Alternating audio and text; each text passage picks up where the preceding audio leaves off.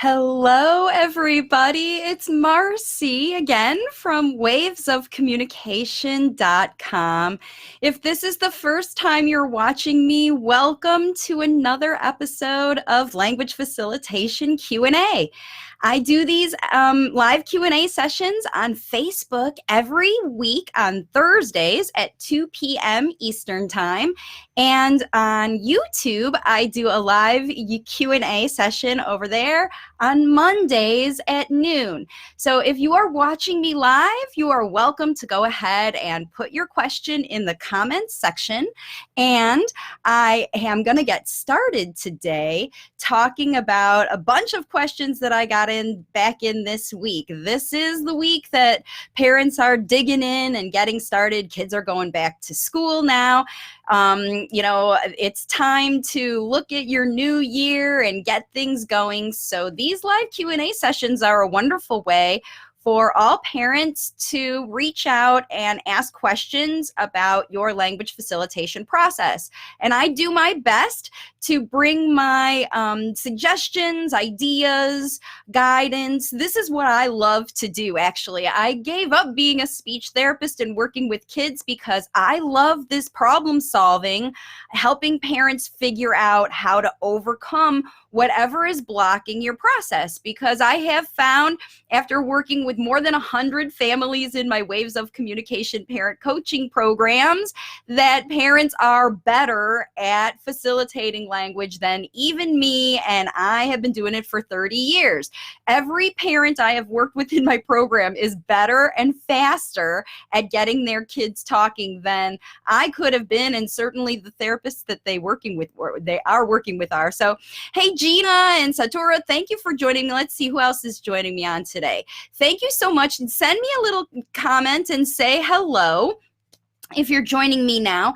And go ahead and post your question and I'll let you know. Listen, if you're watching this video towards the end here, in between, as I get in between questions, I want to remind you that my year-end sale is extending until January 2020. So if you are at all interested in working with me in one of my programs, now is the time for you to get the savings, because January 20th, the 2020 prices definitely go into effect, and that's how it's going to go. Things are increasing. It costs money to maintain these online platforms, and this is how I spend any money that I make. I spend my time, effort, energy providing this free resource out here for as many parents as possible. So by working with me, you're helping yourself and you're helping the planet and helping the process move forward. So hey, Laura, thanks for joining. Susie, and hey, Divya,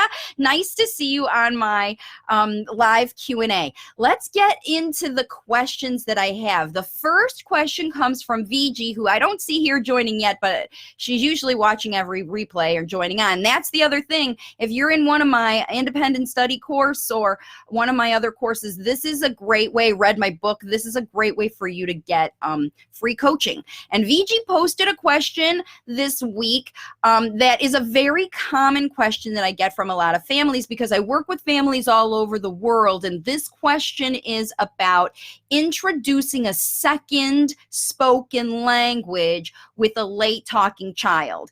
And VG's question was, is it, when do you do that? How do you know when it's good, and kind of the ways to go about that? So there is a little process that you have to move through as you are speaking two languages. Many parents who are in my program already speak more than one language. VG's little guy has been primarily only exposed to one. However, maybe their family is going on a trip home, back to India or wherever they're from. I can't remember where they're from, but I've got families from all over the world that are speaking different languages: Sweden, Italian, Greek, all different kinds of languages, plus English. And they're working with me because they're speaking English, or maybe at home they're only speaking one language and it's time to move in that second language. So the first guideline, the first thing that I need every parent to remember is All kids are capable of being multilingual, even late talkers. So the fact that you're using 2 languages in your home is not a deterrent for your child. However, if you have a late talker, kids who are talking on time can learn multiple languages at the same time because they already have, they don't have any language. If they're talking, so that's why some little kids can learn to speak multiple languages at the same time, and by the time they're 3 or 4, they can speak 2 or 3 languages. Late talkers, it's a different story, because with late talkers, they already have another language. They have a nonverbal language that they have used their brain to develop. All the integration and systems we need to use a system of communications to make up a language to mean things over and over again. That's what language is a bits of communication that have rules so that more than one person can understand it. And so what late talkers do is they develop a nonverbal language in your home. So their first language is nonverbal communication, and it's already developed into advanced nonverbal communication if they're using anything, gestures, sign language, especially if they're using picture systems. That's already another communication system that has been integrated in your child.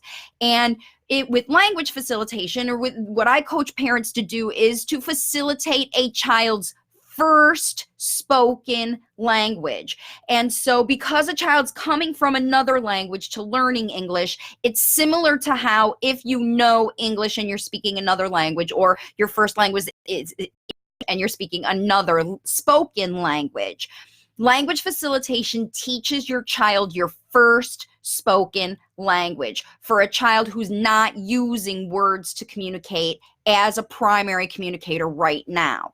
So the first step in the process is that you need to communicate. You need to show your child how the first spoken language works. And for the families in my program, I recommend they start with facilitating one. That doesn't mean you stop speaking the other ones. That means that when you start to work with your child, you choose one language to focus on for the first 3 to 4 weeks. It doesn't even take that long, because what you need to do is show your child how spoken language works with one spoken language, the best spoken language, the one that they will hear the most. So if in your house, you just have grandma living with you and she speaks your home language, but you're living in the United States and your child goes to school with people who are speaking English, same if you're living in Australia and everyone around you is speaking English, but at home you're speaking your home language. That's the kind of situation.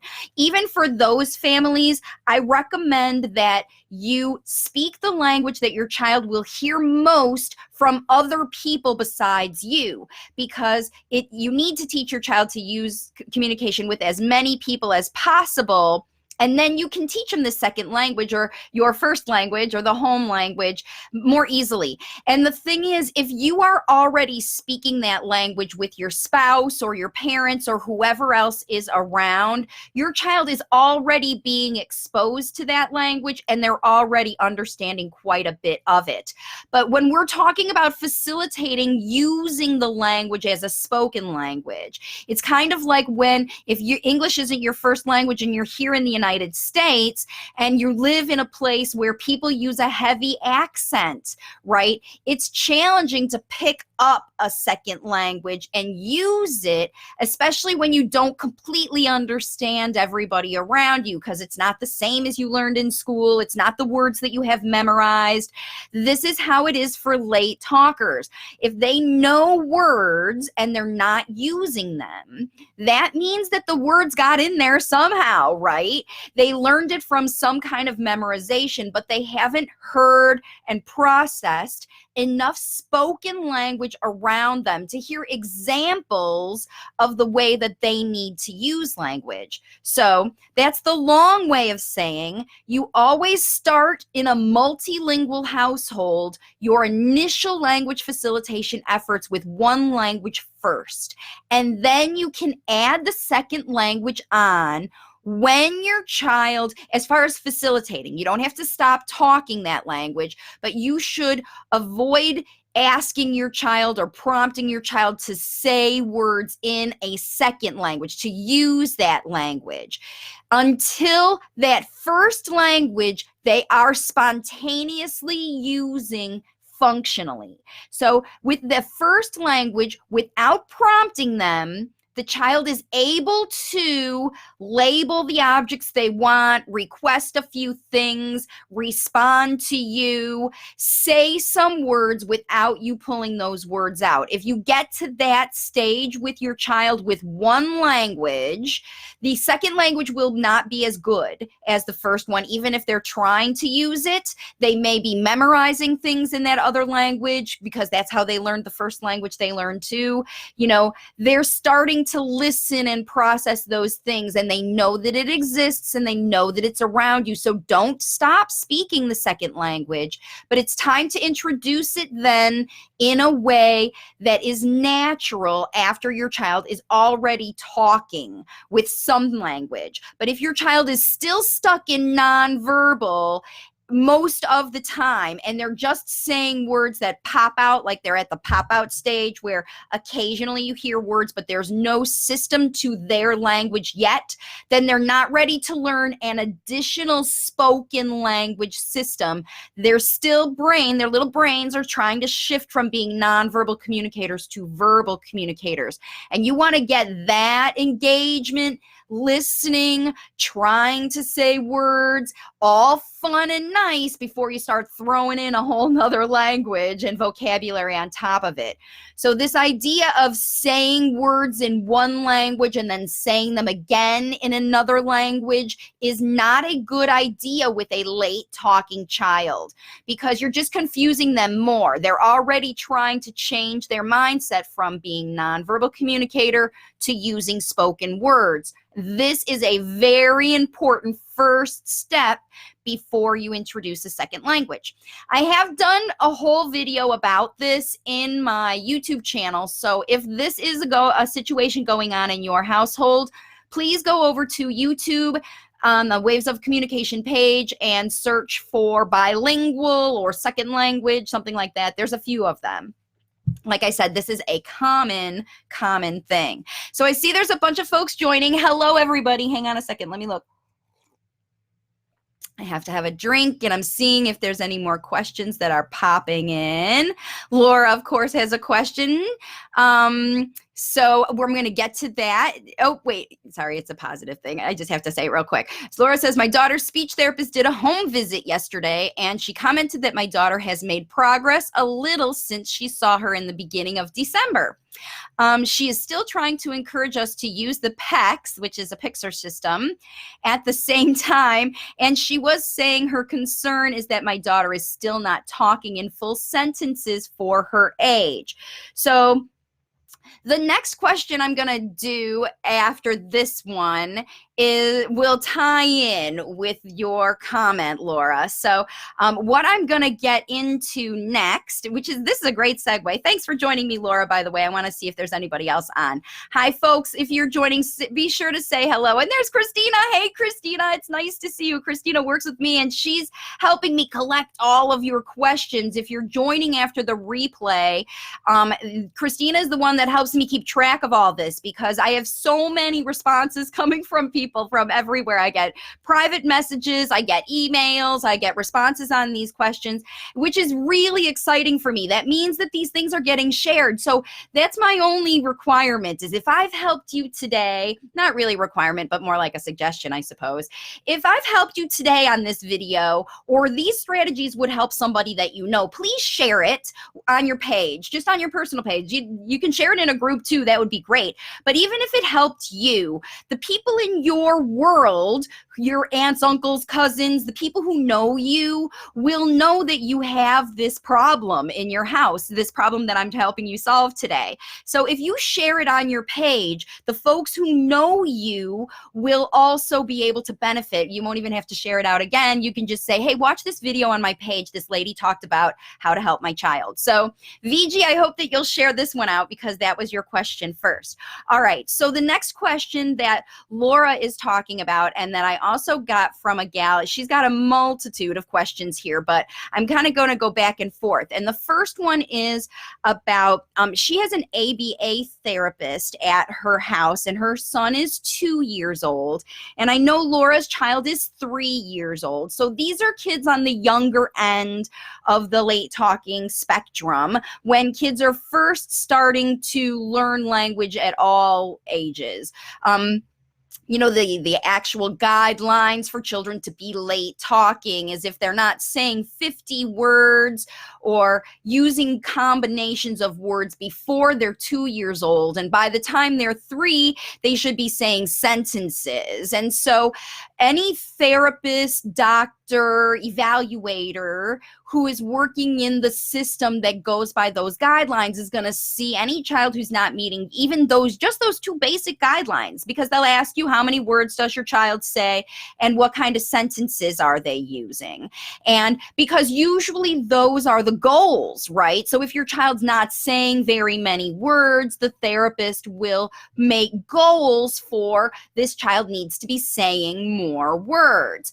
If your child is not saying sentences, maybe they are saying words, like Laura's child is saying a bunch more words actually, but not, and maybe even combining words together, but not making sentences as per her age as a 3-year-old. So this is what happens often is that therapists will go ahead and compare your child to the norms to justify the activities that they bring to your home.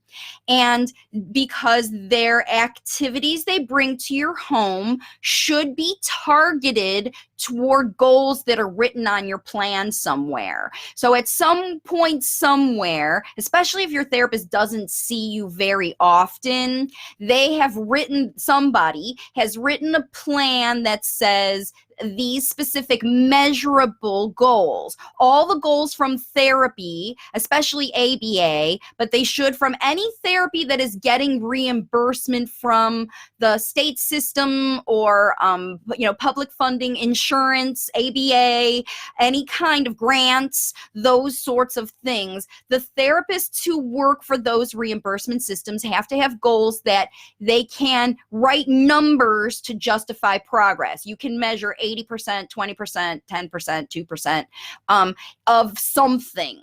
You can even measure how much a child is engaging with you with those percentages. So what the therapist will do is they will look at where your child is. So if your child's not engaging or not working with someone at all in a structured situation, which is a real common thing that ABA therapists work on, right? Because they come to a family's house and the child's not even willing to sit in one place to work, let alone try to do anything structured, like say words when you ask them to, because obviously they're not doing that because that's why you're in therapy in the first place.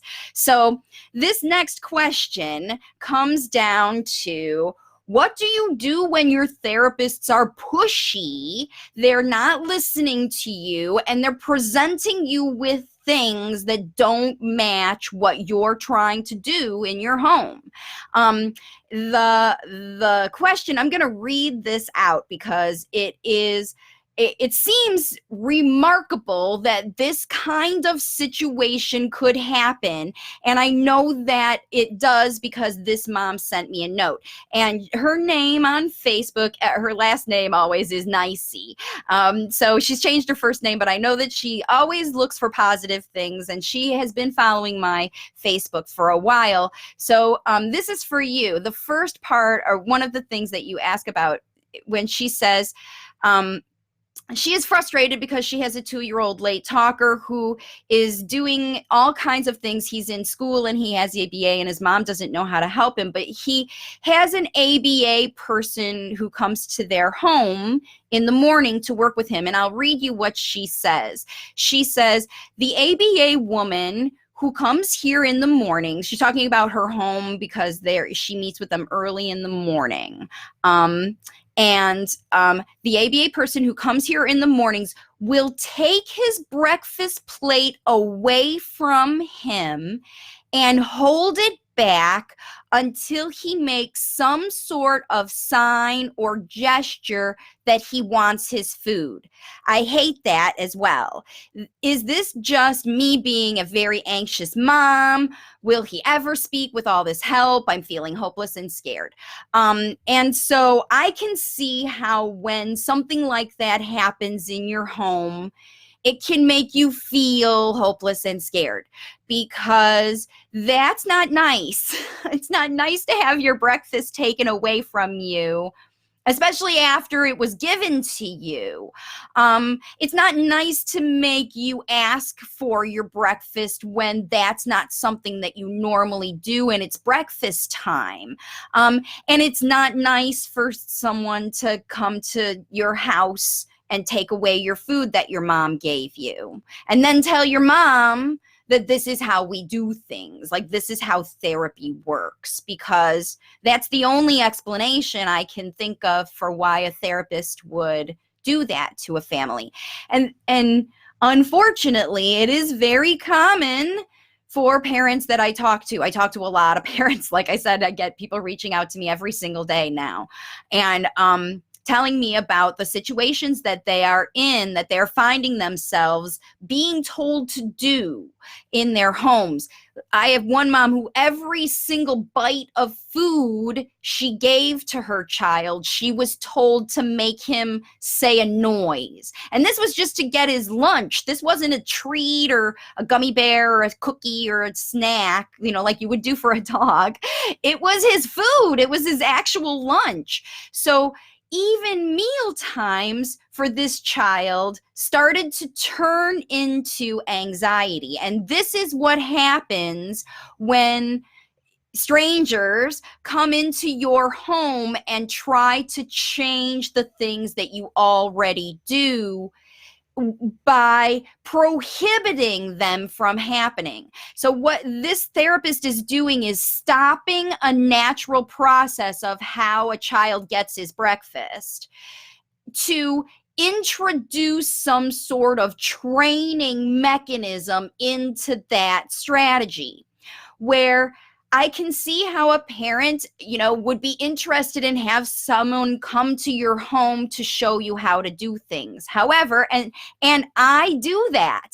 In fact, my programs do teach parents how to adjust the things that you already do, like getting your breakfast in the morning. If it is something that your child is using a nonverbal communication to do, I would encourage you to use that circumstance.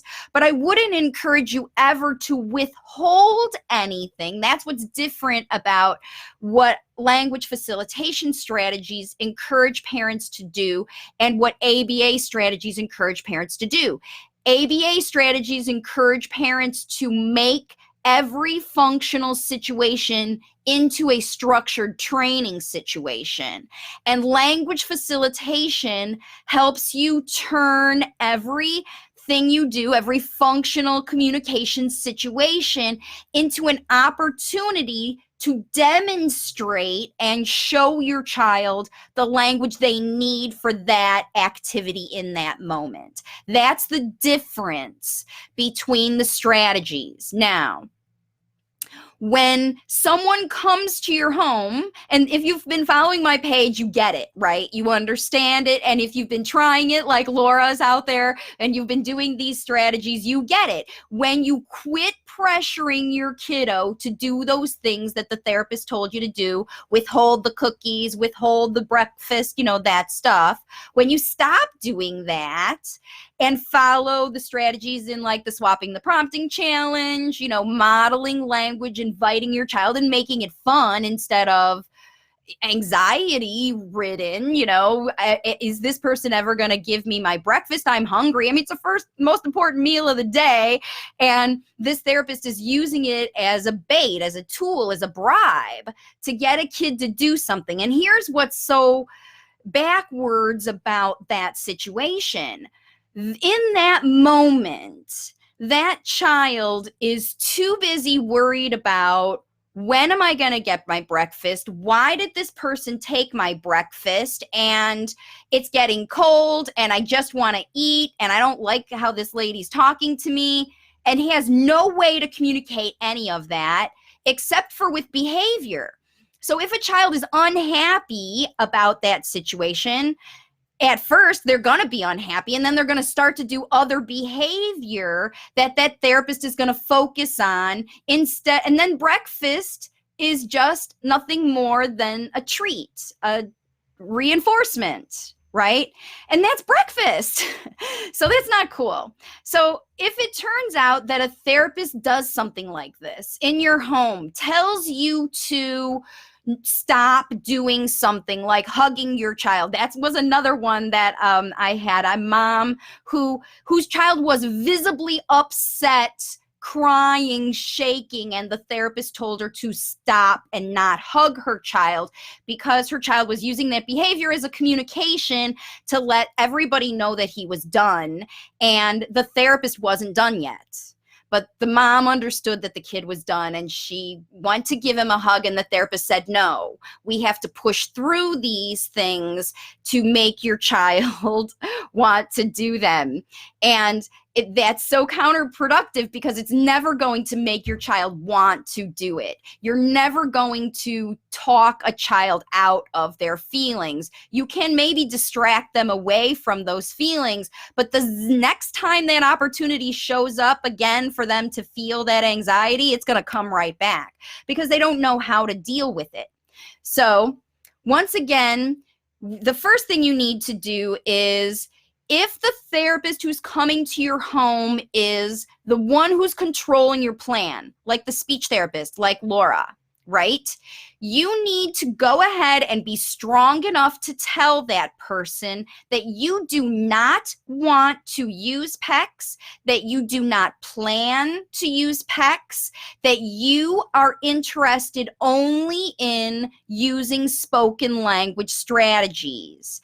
And tell the therapist that if she has, ask her, if you have strategies to give me to facilitate spoken language, I am open to hearing those things.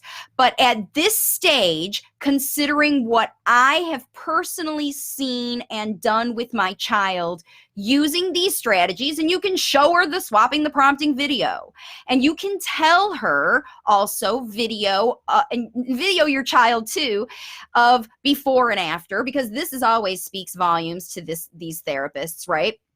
Because it's important that you have this conversation with the person who makes your plan.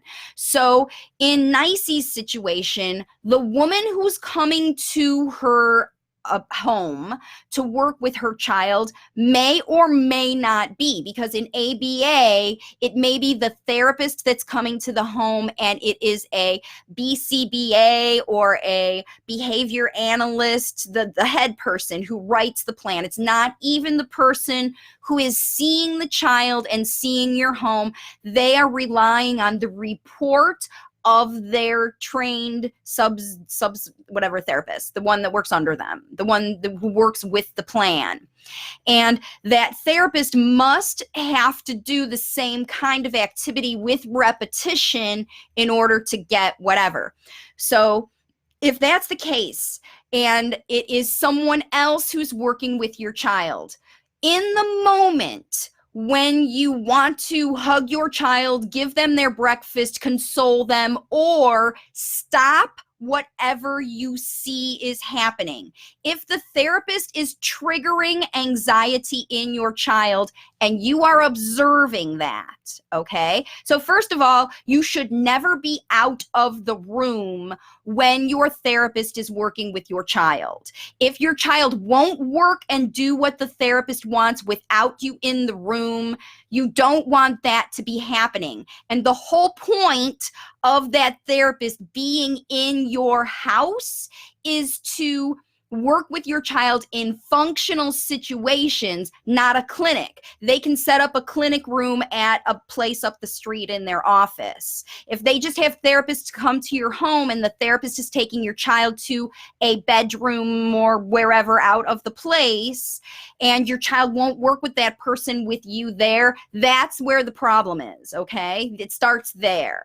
The only activities that should be going on should be activities that you can, in fact, even participate in with the therapist. Otherwise, how are you going to learn how to do what you need to do? And if what that therapist is doing with your child is not cool with you, it is your home. You have the right to step in and stop it right now. And just gently say to the therapist, I think we're done for today. I think we're done for today. That's all you have to say. Even if you have only worked 10 minutes of your 50-minute period. If this is not the therapist who can help you to change the plan, then you need to dismiss this person from your home immediately until you can have that conversation. If this person is the one for you to have that conversation, you want to take advantage of their time in your home to have this conversation with them and say, I think my child is done right now. Set your child up with an independent activity that they can do so that you can have a conversation with your therapist in that session, in that moment. And do set up your child with something else. Get them comfortable, send them to their room, do whatever, and you spend that time talking to that person about what you are doing in your home right now that is working for your child. And tell them what is working for you and tell them what is not. And when that person listens to you to tell you what's happening as far as moving forward, and what they say out of their mouth makes sense to you, then you can invite them back for another session. But if what they're saying to you doesn't make sense, if the solutions they're giving you are justifications, like Laura's therapist did, if they tell you it's because she's not using sentences and I need to use a series of pictures to structure a sentence so she can visualize and see what a sentence looks like, and that's what she explains to you is why she recommends that you, in between, I don't even know how often you see this woman, do that instead of what you are doing during your natural sessions. This is when you say, those strategies don't make sense to me. I do not accept them as something I want to do. Again, reiterate, we are working on spoken language only using a demonstration and developmental language model. Say that word a lot. I said it slowly. Developmental language model. When you say to your therapist, this is the model of language I want to use, no pictures, developmental spoken language, then these are the strategies that I would like from you. And you must give to your therapist an example, just like, these moms are doing here. XYZ situation when you are frustrated about your child. And then listen to the strategies that they give you. If they give you prompting strategies or withhold the thing, he's never going to ask if you don't make him want to ask. And the only way they can motivate him to ask is by withholding that object, then it's time to ask for a different therapist because you're going to get more of the same, right? But if you don't stop it right now in January 2020, time for things to change in your house. You can't continue to let it happen because it is not going to change. You cannot change how a therapist works. You're never going to. They do what they do as a career, right? They're not going to change how you work as a mama. Only you can change that. And for me, if anybody was going to change something that I do as a long-term habit, I have to buy into that and see my child happy and enjoying it, not hating the whole process, right? if that's how I feel as a mom. And I know if you and yourself feel good, remember when we talk about if it isn't fun, it isn't fun. That's why this book is called If It Isn't Fun, It Isn't Fun. If it isn't fun, it isn't fun for your child, for you, for the therapist, for everybody, then the effort is on the isn't. The effort is on the focus, the learning is on, I don't want to be in this situation ever again, and how can I escape from it? Instead of, I'm learning the words I need to ask for my breakfast next time. That's not happening. How can it happen? Right? It's not real. It's not real. It's some person's idea of literally training your child with reinforcement for bite to say something so that they can write it down on their data so that the insurance or guidelines or state funded or boss or whoever will pay them because they got good numbers, because they asked your child to do something they want terribly, like their breakfast. It's kind of silly. And if they don't know how to keep these things functional when they're coming to your house, then it's time to get them out of your house, because you don't want a therapist bringing a clinic to your household. You can't replicate that ever, right? You might as well take your kid to the clinic. I mean, if they're saving you traffic and you want to go take a shower while they're working with your kid, then you're going to be stuck. You're not going to see progress. You have to do the work in between the sessions, of course, right? So that's what it's all about with all of this. That's what it's all about. All right. So Laura says, we've been trying to slowly get her into practice to sit at the table at home and lengthen the time she does to sit each time. Right. So that's it. You have to ease into these things that you want to teach your kids. You can't expect them to do it all the time. And every time you force them to sit longer, then it's going to deter your time to get them to sit the next time. Right. But if you make sitting at the table so fun, then they're going to come and want to sit with you. What does your child want to do with you every single time, Laura? That's what you sit down at the table and start doing, and she'll come to you. That's what you want. You want to be attractive and magnetic and make your energy super fun, because no child wants to miss the party, especially if their mom is there, right? Right. All right. So Sharon says, how to get kids to respond to their name, because my kid is 7 and she wouldn't respond. Instead, she looks at me and responds if I prompt. Charity says, thank you for saying these things. It's my pleasure, because the thing is, you guys as parents are in control of your house, right? No one else is in control of your house. You have to make your child happy there. Isn't that what we as parents do? I mean, you don't have to let them run the show. You just have to create an environment. That's the struggle of every parent, right? For sure. So let's see. Saudamini says, hi, Marcy. I'm following waves of communication now. I am not going any speech therapy, but I can see the improvement. Thank you so much. Oh, I'm so glad.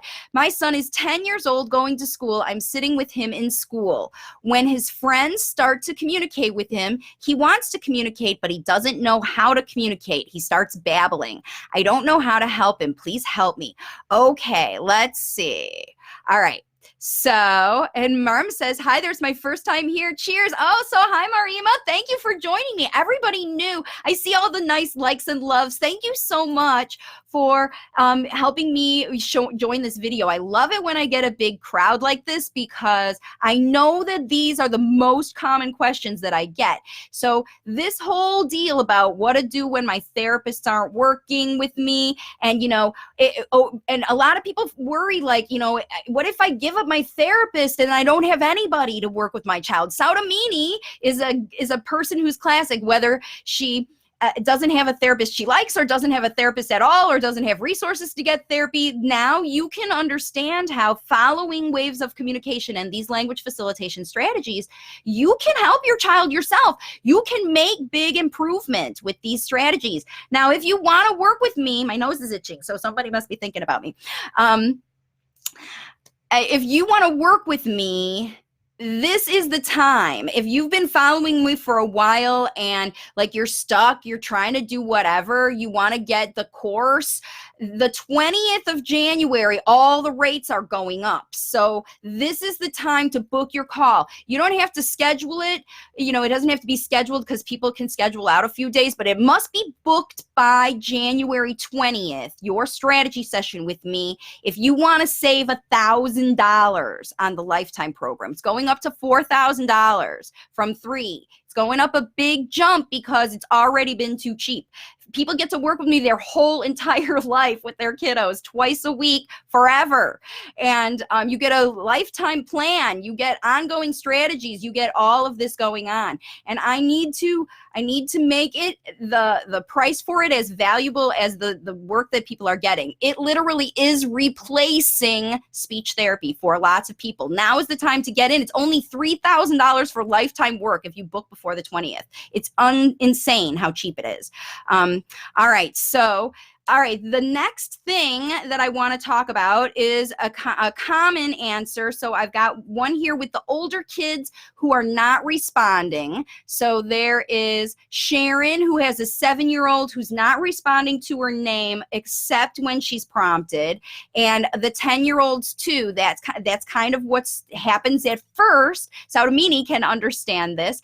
So what happens with these kids is when they get older than probably even 4 or 5 years old, they get so good at isolating their communication to their visual system that the auditory information is not as important or beneficial to them. So it's kind of like when you're watching television or listening to the radio, and it's staticky, you're going to turn it off. Even if it's on in the background and you're too lazy to get up, or someone else is listening and it's not of interest to you, like they're listening to the football game and you don't care, and it's on in the background, you know it's there, you know it's going on, you have an awareness that there is talking, but you're not listening to every word, you're not paying attention to it, you're just aware. But then when somebody says goal, or wow, he shoots, he scores, whatever like that,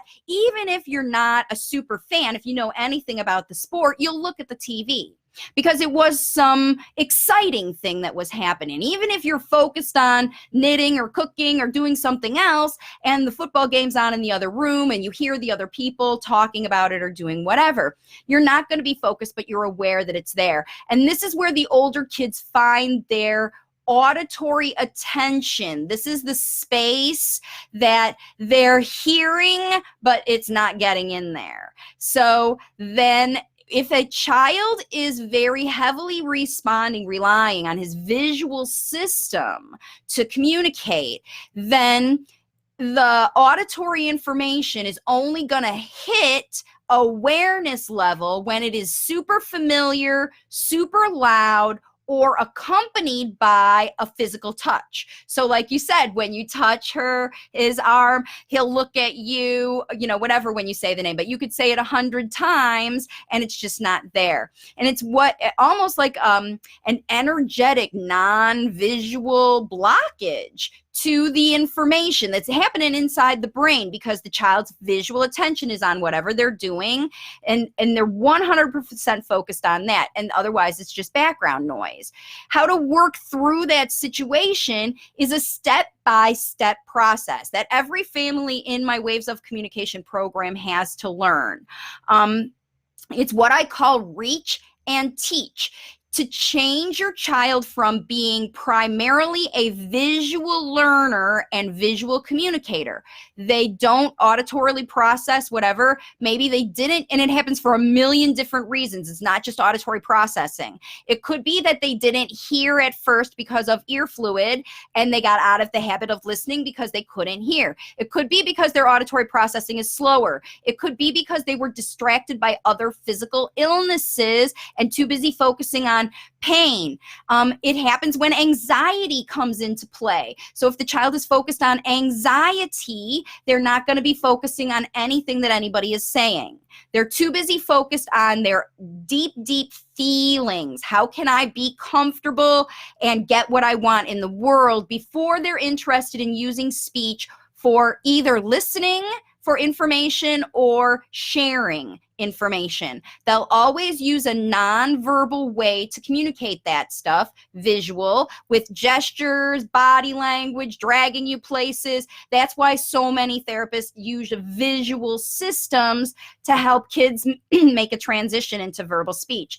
The only visual systems, nonverbal systems, that I have seen make a seamless transition to spoken language are those children who are able to use a letter board, rapid prompting method, to communicate. Once children who literally have apraxia, that their mouth, they can't imitate any words.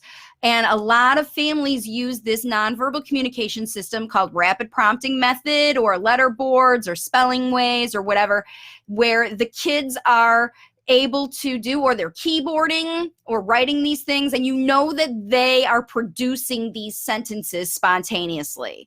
Those children transition to spoken language so much more easily than children who are older kids from picture systems, because the picture system still stays with that visual image in their head. And when they are writing sentences spontaneously, they are learning the spoken language structures. I have to take a drink. Excuse me. So that's what's happening when they're typing or writing out, right? So all the picture systems or sign language or gestures, nonverbal representations of words are not, even the kids who are reading by spelling words or identifying, memorizing, it's basically memorizing, right? Memorizing is not the same as learning language. So for older kids, they are firmly stuck in nonverbal comprehension. And in order to make the shift over to get them to listen to spoken language, you have to reach them where they are at the activity that they choose, that they love, that they are focusing on. And you talk about that thing using words that represent the pictures that you know they're seeing in their head. Don't bring out those pictures, say those words. The actions that your child is doing, the actions that you are doing, these are the words that you say out loud to help your child make the connection. Just like if they're writing out loud or doing rapid prompting method, they are representing the pictures they see in their head with those sentences they are typing or writing. Spoken language is the same. They are representing the pictures, the movies, the images that they see via the sentences that you say to them in language demonstration during the activity. But you cannot bring a novel activity to a child who is a visual learner and expect them to listen to every word you say, because they're too busy trying to decide if they even want to engage and focus on the words you're saying. Like the football game, you focus on the things that are interesting and exciting and catch your attention. And if you're interested in them, that's where the motivation comes from. External motivation, like bribing your child to say something. Look, I have this great iPad. Do you want this iPad? Say iPad.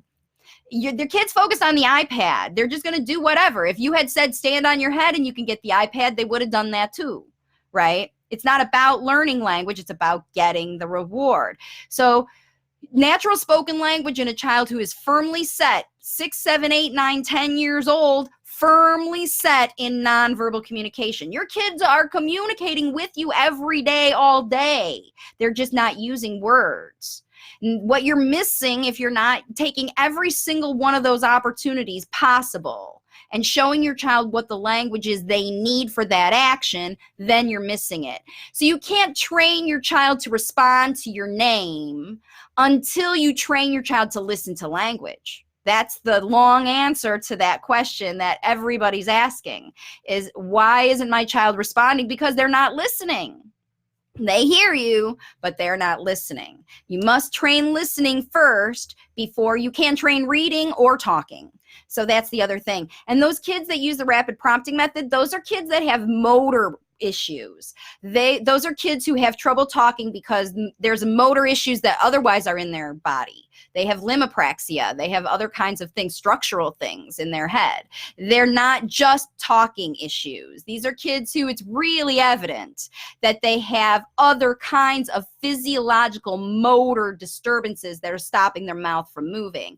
And it is the connection of their brain learning to produce written language as a representation of spoken language that triggers their brains. What fires together, wires together. By them writing out those sentences, that carries over to spoken language. It's the long way around. It's the long way around for sure.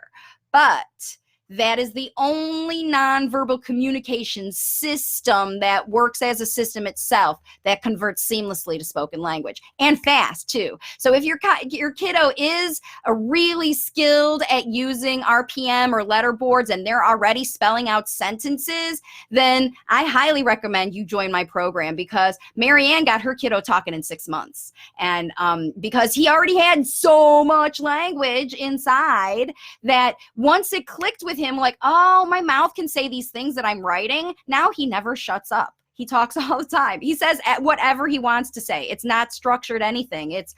He bosses people around. It's all kind of stuff. So I see there's a bunch of people joining me. Thanks for joining me, everybody. Let's see. Here's a question from Diana. I have a 6-year-old son that just started talking, not in sentences, just some words that he is using. And whenever I don't understand what he's saying, he will write in a paper what he wants, but only single words like juice, bread. Do you think a device would help him with his speech? Thank you. Diana, I do not think a device will help him with his speech. I think that he wants to know more specifically the words he needs to use, but just like I was just saying, Diana, he's not hearing enough spoken language for him to know how to put a whole sentence together. So whatever he's hearing is coming at him too fast, too much. He's too distracted by some blockages that are going on. And if you want to understand there are a million things that can cause blockages. And in my book, I do a good, in my online course too, my independent study course, I teach you how to identify all those all those blockages that are stopping your child from being able to hear the language models they need. Because all kids will talk when they can hear and process their parents, not anybody else, but their parents, or the people who care for them every day if they don't have parents. They need to hear those people every day, all day, using language they can process, that is spoken in a way, the right words, the right way, at the right time. This is what's necessary for kids to get past the nonverbal communication, because remember, these are habits. This is a system your child has not only developed, but trained you to respond to. So those single words are the ones that your child is catching. The stuff that's in the middle, just like the other one who was talking about, I can't remember who, about when your child is, talking to other kids at school. Tsunami, when he's there with other kids and you hear babble, babble, babble, babble, babble, that's what's coming in. So you need to find a way to give your child examples of the spoken language he wants to use with his friends, his kid words. Hey, dude, that's cool. I like it. Look at me. I got an A. Whatever kinds of things kids say to each other. Let's go play on the playground. I want to play with you guys. All that stuff. While you're there as your child's shadow at school, you can provide all those language models for him with those kids. Be like a playmate from a language perspective model. and model those words that they need. If your kiddo's stuck in structured things, that's because they've memorized those things and they're using them as behaviors. But kids who want to do natural talking, it'll come out like gobbledygook and blah, blah, blah, blah, blah, ball, blah, blah, blah, or because he wants to be like, he knows his talking not as good as his friends. He knows his friends love him, and because he shows a nice personality, he has a good behavior because you make life fun for him. You make the school easy for him so that he doesn't get frustrated and anxious, and he sees his friends having fun and wants to have fun with them but doesn't know how to do it. So he needs to hear from you in between school, using more of these phrases, and then also at school using them as well with his friends. So you model those things for him. That's going to be super fun. And then if you can invite one of those friends over to your home, that's my other bonus strategy. You can structure a lot of nice, careful, slow talking in your home when you invite someone over and you have the kids do an activity together, like cook a snack or build something or make something in the garden, some fun, productive activity that they do, not just like play with toys and run around. Let the kids work together to do something fun with you, especially the older kids, right? That they can accomplish, plant a tree or some flowers or pick vegetables or cook something. That kind of fun thing when you're there kind of being the teacher for the two little kids and the language facilitator for your son, he'll hear you talking to his friend using those fun kid words, and he'll hear you talking to him, and then he'll have the less pressure of just being in your home opportunity to talk to his friend. So that's my idea usually about that kind of stuff.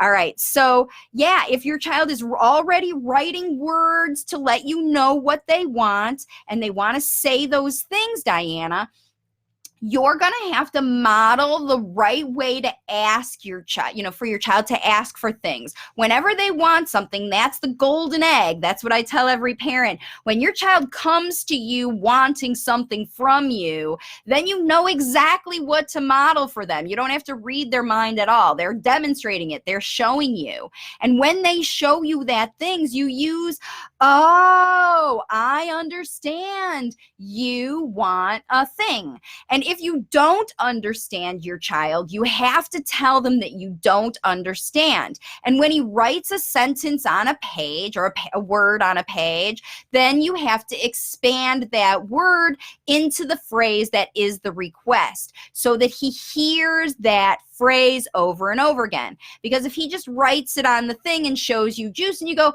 oh, okay, you want juice, here's your juice, and you don't spend some time saying those phrases very slow, you want juice, I understand. You're trying to tell me. And say that. Give your kiddos credit for trying to use words to communicate with you spontaneously. I know you're trying to talk, but I just can't understand you yet. Let's figure out how to say what you want to tell me. And that's when you go, and you show the language. You talk nice and slow in a way that they understand exactly what you're saying. And that's how you get through those times that you don't understand what they want. And then they like, oh, now I know what you want. That's the thing. All right. So let's see. There was one other question that somebody had. It was a little bit more of a Gal Nicey said she's concerned thinking about hearing. Hearing and ear health is the number one thing you need to rule out. You need to have good hearing in order to learn good spoken language. So in this case, she was talking about a tool that they use to evaluate her child by sticking a thing in her ear, and it made a noise, and they gave her some kind of feedback, and they were able to tell her if her child was hearing. That device, that thing that they put in the child's ear to test, is called a tympanometer. And what you get is a tympagram. The tympanic membrane is your eardrum, okay? And the tympanometer is a device that puffs some air into the ear that sees how well the eardrum is moving. That's all it tests, is how fast does that puff of air come back to the machine when it hits the eardrum? So it puffs some air in and it measures how fast it comes back. Now, if an eardrum is elastic, which means that it is responsive. Eardrums need to be able to move because sound waves go in the ear, and when they hit the eardrum moves, and then behind the eardrum is where it goes into your brain and it processes what the sound waves are. And so the eardrum has to move in order to work, right? But if there's fluid behind the eardrum, it isn't elastic, it isn't moving. So what happens is it gets solid and it doesn't move at all. So when they puff that air in there, it comes back flat, like it didn't react at all. There wasn't any movement in that eardrum at all. It's just a flat line. That means that there's fluid back there, or something is behind the eardrum blocking the ear. And if your child has had colds, ear, nose, and throat issues, runny nose, any of that, they should test for that, because in kids, the tubes that connect your ears to your nose canal and your sinuses are very flat, even this way, so that all that fluid sticks in there by the ears behind that eardrum and keeps it from moving. So the tympanometer is what they can use to test to see if there is ear fluid present right now. But if your child's healthy and then tomorrow they go and get a cold, tomorrow when they do that thing, it'll be wrong. So it's a good thing to do follow-up, but it's never going to be accurate if your child's ill. It's always going to show flat. To test your child's hearing accurately, you need to go see an audiologist at a lab where they have a soundproof room and the little machines and all the headphones and things that they use to test your hearing. And it is very important that your child's hearing is tested and that the fluid is gone, because without being able to hear all the frequencies that are necessary, it's called the speech banana when they look at it, because it's a range of frequencies. You need to be able to hear all the low frequencies and the high frequencies to develop language. And so in order to be able to do that, you have to have good working eardrums that have no fluid behind them, and your hearing has to be good. And an audiologist can test all of that stuff and tell you.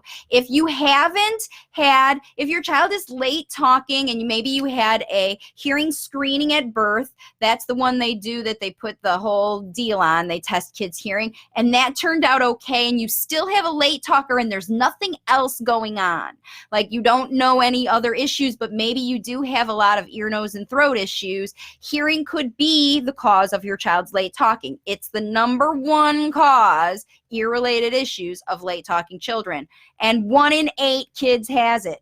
So this is why way more than any other diagnosis, and a lot of kids who have ear fluid issues are also misdiagnosed as having other neurological problems, because they have a lot of behaviors.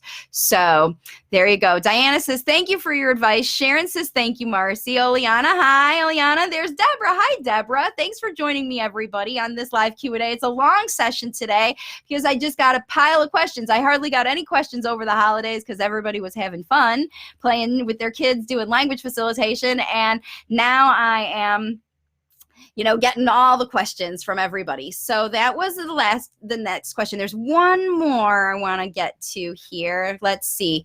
Grace has a 3-year, 7-month-old child who cannot talk well. He can talk words and not as clear, like the word pig. He can say the word pig but no G, and dog and no G again. But he can understand well, because if I have something to say, where's the elephant, he will pinpoint. I know he can talk sooner, but I don't know how to help him. Every time we teach him, he doesn't listen to us. Any advice? Thank you so much. I love watching your videos and posted ideas. Happy New Year. So this is from Grace. And again, a very, very common problem that there's two of them there. The first one is that her child is not saying the ends of the words, and the other is that he's not interested in playing together. So the first thing about playing together, if for little kids, especially after in that between 3 and 4,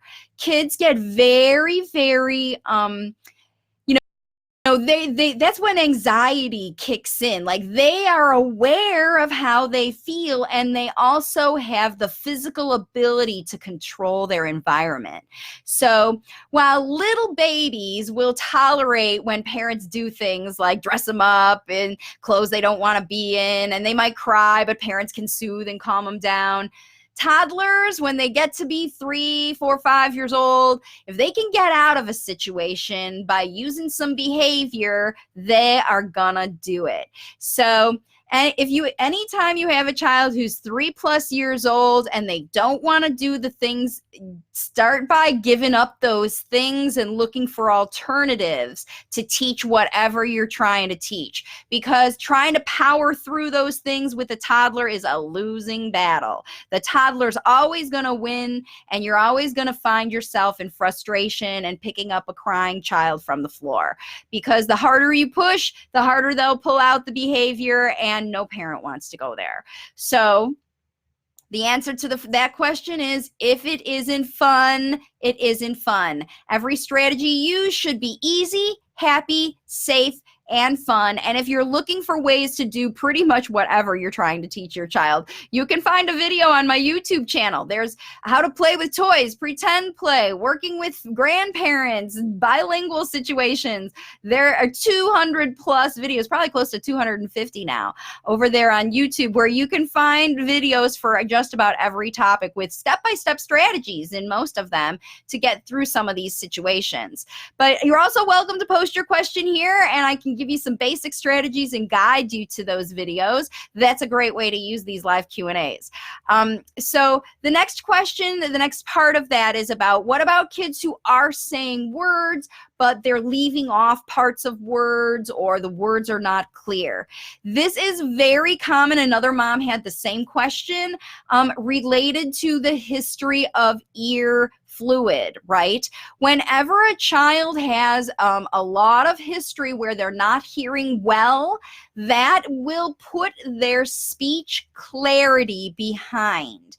Because first of all, when you get them hearing well, their brain has not had exposure to all those sounds that they couldn't hear well. All those nerves were muffled by ear fluid. So what they were hearing was not all the specific tones that will teach their brain the difference between a P and a G sound, or a G and a T sound, but because they look almost the same, a G and K, T and D and Da. Unless someone's moving their mouth a whole lot, if a child can't hear, a lot of those sounds sound the same.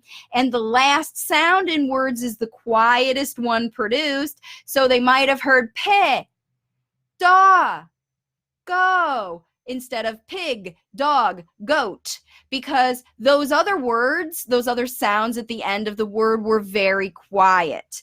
So whatever your child is saying, if it is missing things, if it's missing words and it's not a whole sentence, if it's words in a sentence or in a phrase and it's missing parts of words, these are the things your child is not hearing and processing. If they're hearing them, they're not processing them because maybe they're not paying attention.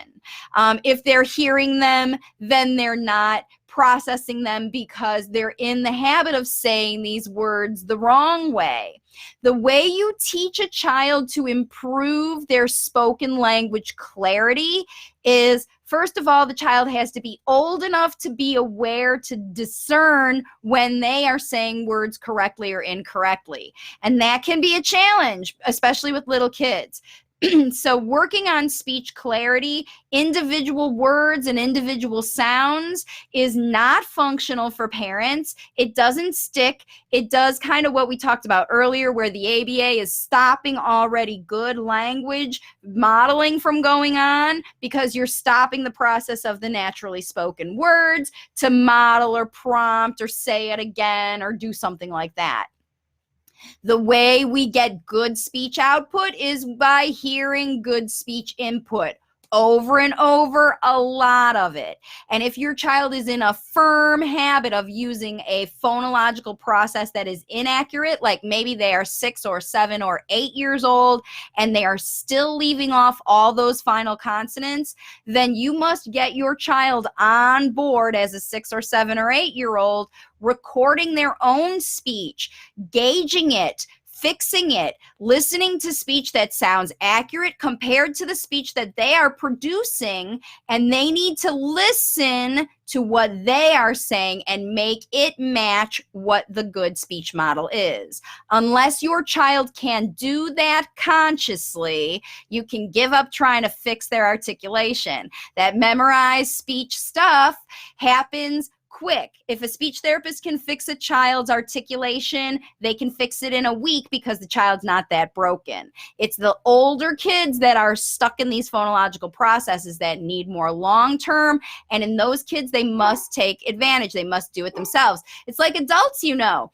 If you know an adult and they have a lisp like this and they're talking all the time, no speech therapist is going to fix that person's speech. That person needs to go and figure out how to produce their speech more accurately using the correct pronunciation and make the effort to change their talking every day when they try. That's the only way that adults or people who are conscious about learning to talk can change their speech production.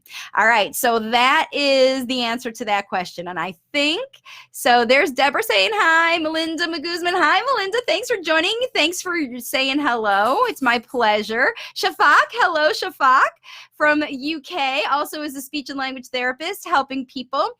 So Preeti says, hi, Marcy. My son is 5 years old and he can use 3 to 4 word sentences, but the problem is he keeps on screaming and flapping the whole day. How should I deal with it? So Preeti, whatever your son is using those 3 to 4 words to communicate is going to be memorized things. If he's having to scream and run and flap, that means he doesn't have language for all of that. So if your child is feeling a thing and needing to communicate it with other people, then it's time for you to learn how to do language facilitation to teach him those things. If your child is using screaming and running around and flapping as a way to burn off energy and do that energy, and you want that to stop, then you're going to have to find a more acceptable way for your child to get that input. You can't tell a child to stop moving if they want to move. Install a swing, get a trampoline, get an exercise ball, even teach your child how to use exercise bands or resistant things to help them get the energy and input they need. Squish balls if they need to stay in one place. Otherwise, let them move and move with them while you are doing language facilitation. If your son likes to run around and flap, you should be doing some run around and flapping with them to understand why in that moment they are exhibiting that behavior. What do they need? What are they getting out of it? Are they trying to push your buttons and get you to come to them and change that behavior? Because if you try to stop that behavior without understanding why it's happening in the first place, then you're just going to get a different replacement behavior to go on top of that.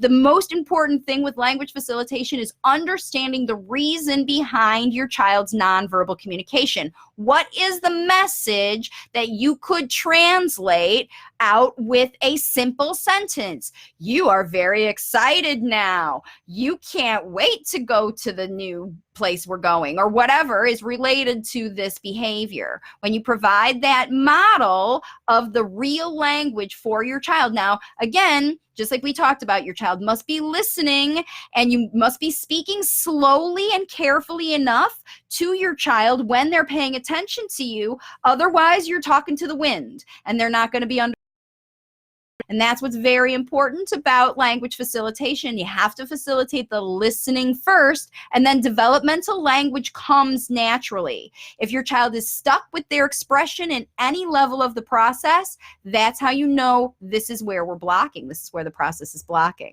So there's Lillian. Hi, Lillian. Thanks. Who says thank you. You're welcome. And Mary, new here. Thanks for joining, Mary.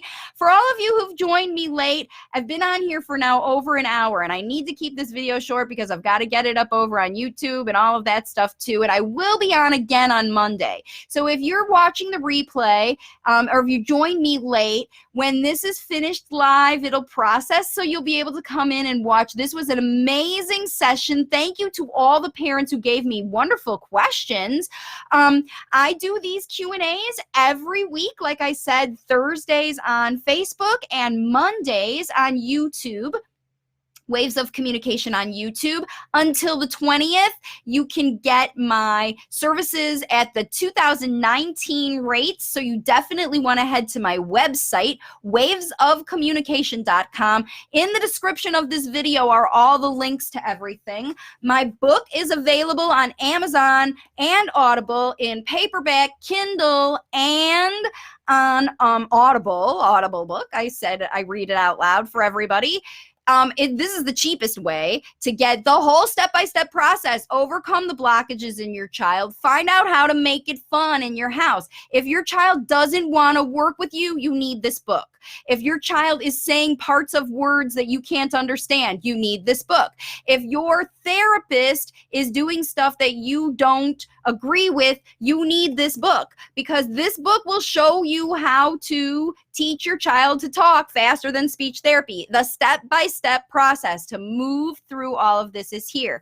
Now, if you want to have somebody do it for you, that's what I do in my programs. I help parents go through the process. I do it for you. I have done this, so I've seen thousands of kids over 30 years and families. I've sat in hundreds, thousands of families' homes, listening to them talk about the things that are going on with their kids. That's how I can answer these questions on these Q&As. This is what I did for 30 years. And now all I have to do is watch video, talk to you, understand what's going on, get some information from you, and I can tell you exactly what's blocking your child's speech in your household, exactly what you can change to help the things that you can't change, because every family has stuff in their life you can't change. You can't help that your mother lives with you, or you live in another country and all your family doesn't live with you, or you want your mother to live with you. You can't help the things that happen in your life, but I can help you overcome and work around and do what you gotta do